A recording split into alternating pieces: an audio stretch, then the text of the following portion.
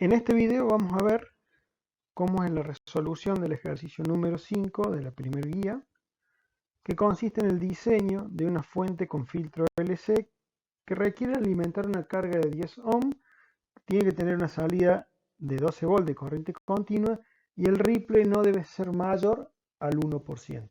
Esas son las características de diseño que tiene que tener esta fuente.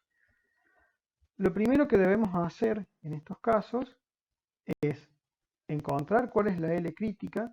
La L crítica, si bien recuerdan, es el mínimo valor de inductancia que debe tener el circuito para permitir conducción continua de la corriente en la bobina. Es decir, que la corriente que está circulando por esa bobina no se corte nunca.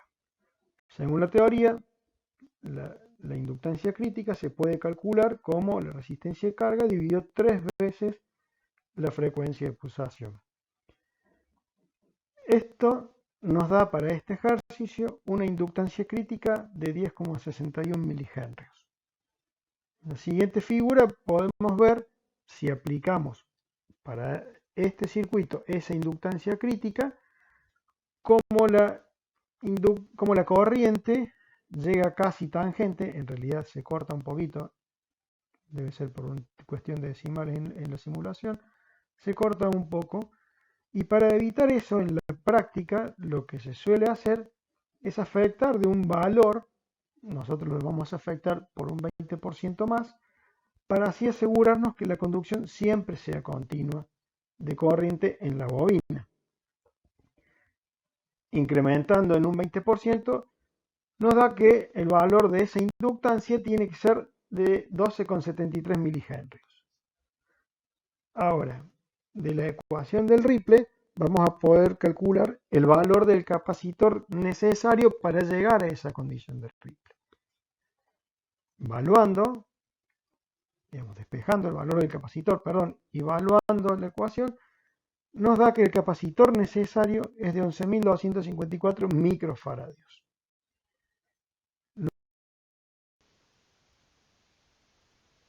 Nos resta ahora calcular cuál es la tensión que debería tener el secundario del transformador para poder realizar esa fuente.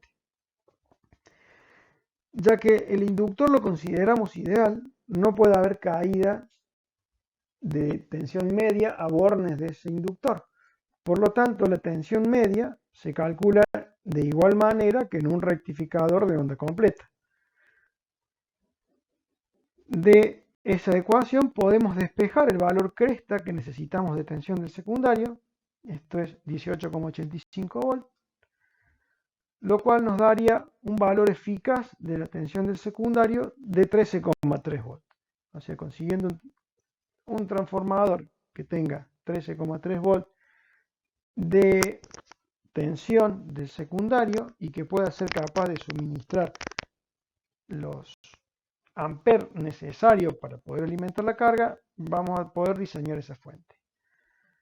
A continuación se ven las formas de onda, ya sea de tensión a la salida del rectificador, esto es antes de entrar el inductor, es un rectificador de onda completa, la corriente que está circulando a través de la inductancia y por último la tensión de salida, que es la que se le aplica a la carga.